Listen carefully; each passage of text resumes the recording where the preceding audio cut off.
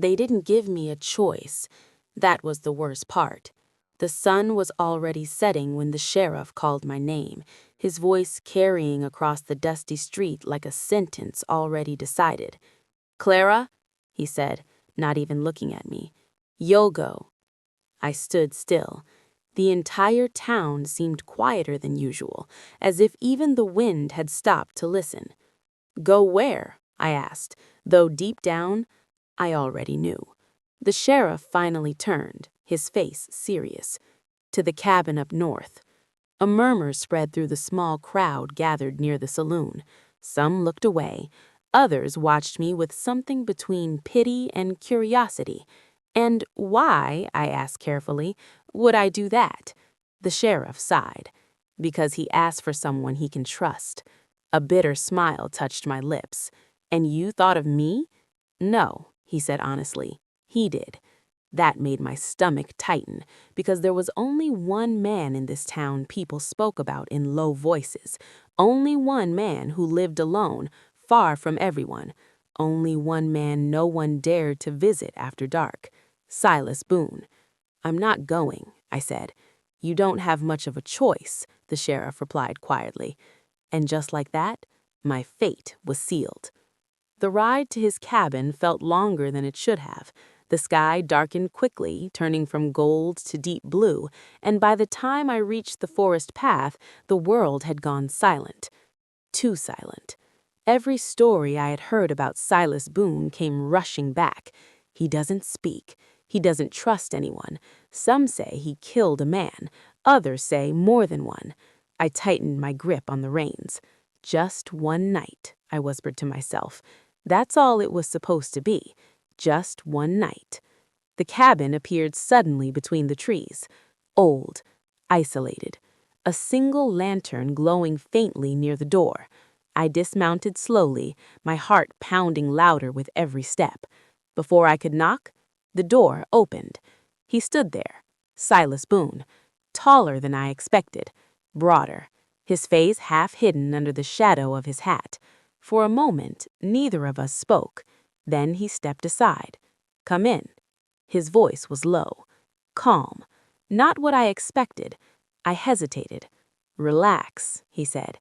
"If I meant you harm, you wouldn't have made it this far." That didn't exactly comfort me, but I stepped inside. The cabin was simple. Clean. Not the home of a monster. A fire burned quietly in the corner, casting warm light across the wooden walls. "You can sit," he said, closing the door behind me. I stayed standing. "Why am I here?" I asked. He didn't answer right away. Instead, he walked toward the fire, adding another piece of wood. "Because I needed someone," he said finally. "That's not an answer. It's the only one I have." Frustration flickered inside me. "You could have asked anyone." He looked at me then. Really looked. "No," he said. "I couldn't." There was something in his eyes, something tired, and suddenly the stories didn't seem so certain anymore. Time passed slowly. He gave me food, water, a place near the fire, but he kept his distance, always, like I was the one who might hurt him. That unsettled me more than anything else. "Are you going to tell me why I'm here?" I asked again after a while. He sat across from me, his elbows resting on his knees. "People in that town," he said quietly, "they believe what they're told. And you don't? I know better." I study him carefully. "Then tell me something real." Silence. Then, "They're coming." The words were simple, but they carried weight. "Who?" I asked. He leaned back slightly, his gaze drifting toward the door. "Men who don't care who gets hurt." A chill ran through me. "And what does that have to do with me?" His eyes returned to mine. "Everything." The truth came slowly, in pieces. My father, the land he once owned, the secret he had kept hidden for years. A hidden stash, gold, enough to start a war. "They think you know where it is," Silas said. "I don't," I replied instantly. "I believe you." That surprised me. "Then why am I here?" "Because they won't believe you." Silence filled the room again. You could have told me this in town, I said. He shook his head. No, I couldn't.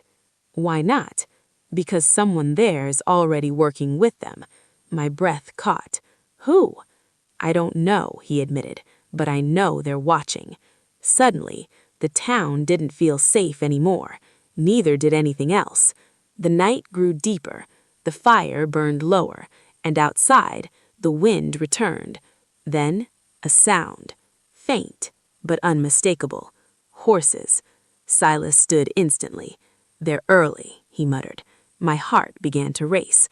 What do we do? I asked. He grabbed his rifle. We survive. He moved quickly, checking the windows, the door, the surroundings. Stay behind me, he said. I didn't argue. The sound of hooves grew louder, closer. Then, voices. They're inside, someone called. Silas's jaw tightened. You see now? He said quietly. This is why you're here. Gunfire exploded through the night. The cabin walls shook. I ducked instinctively, my heart pounding in my chest. Silas fired back. Precise, controlled. Stay down, he shouted. I stayed exactly where I was. For the first time that night, I wasn't afraid of him. I was afraid of what was outside. The fight didn't last long, but it felt like forever.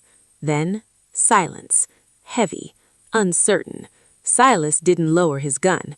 Are they gone? I whispered. For now, he replied. Slowly, everything settled. The fire flickered. The night calmed. And for the first time since I arrived, I looked at him differently. Not as a threat, but as the only thing standing between me and everything trying to destroy me. You didn't have to do this, I said quietly. He looked at me. Yes, he said. I did.